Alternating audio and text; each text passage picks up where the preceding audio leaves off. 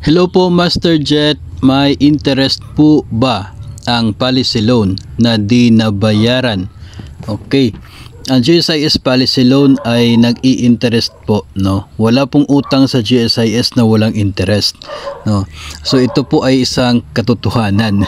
Yung mga policy loan borrowers po ng GSIS na hindi po nagpapadidak ay hindi po nangangahulugan na wala pong interest yung loan na yan. No, in reality, 8% per annum compounded annually ang interest ng GSIS policy loan. So ano po yung mangyayari dito, no? Kukunin yung interest sa isang taon, 8% sa isang taon. Tapos idadagdag doon po sa principal amount at siya naman pong mag-i-interest ng another 8% sa susunod na naman na taon.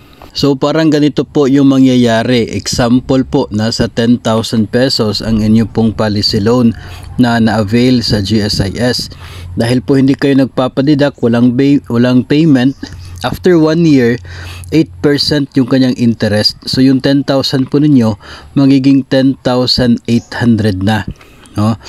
10,800 after 1 year. Then pagkatapos po niyan mga master, hindi na po 10,000 yung utang ninyo.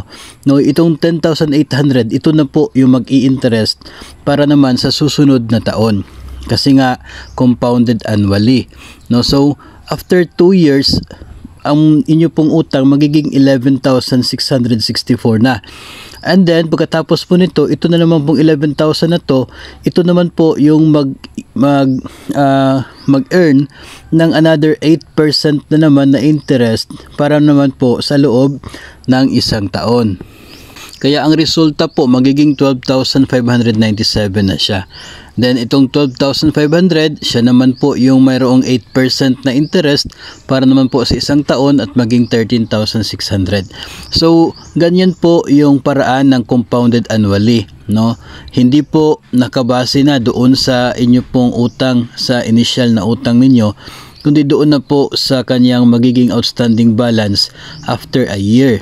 Kasi compounded annually po siya.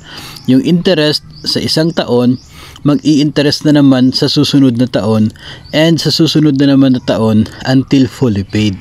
So sa loob po ng 10 taon, no, pagkatapos ng ika-10 taon mga master, yung 10,000 po na utang ay nasa 21,500 na yung aabutin niya.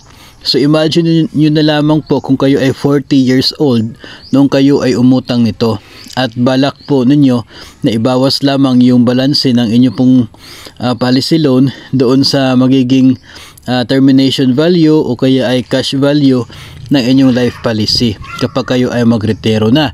So mahabang panahon pa yung hihintayin ninyo, mahabang panahon din yung pagpatong-patong sa interest ng inyo pong policy loan.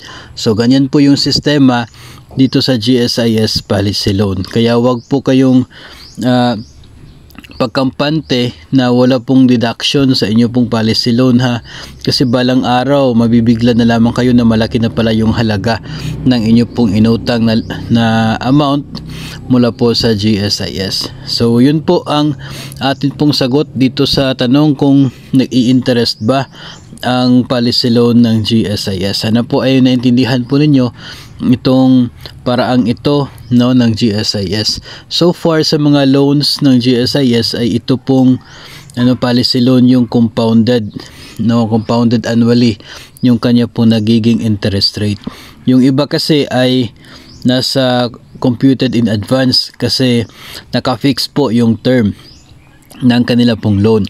Dito sa policy loan, mayroon po kasi tayong nakahanda na collateral dito. Yun pong termination value or cash value ng inyo pong life policy.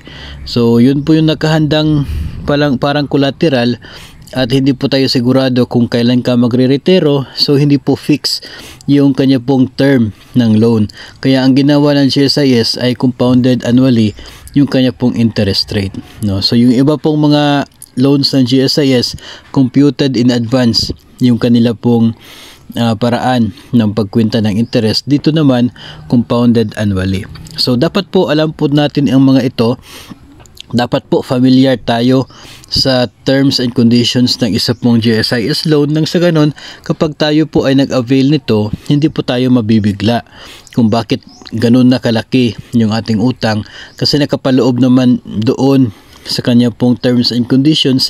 And the moment na nag-apply ka nito, ibig sabihin ikaw ay pumapayag doon sa mga kondisyon na nakasaad sa isa pong loan offer ng GSIS. So hopefully meron po kayong natutunan sa ating episode na ito, and pwede din po kayong magtanong sa comment section, nang sa ganun ay atin po mapag-usapan sa mga susunod na episodes.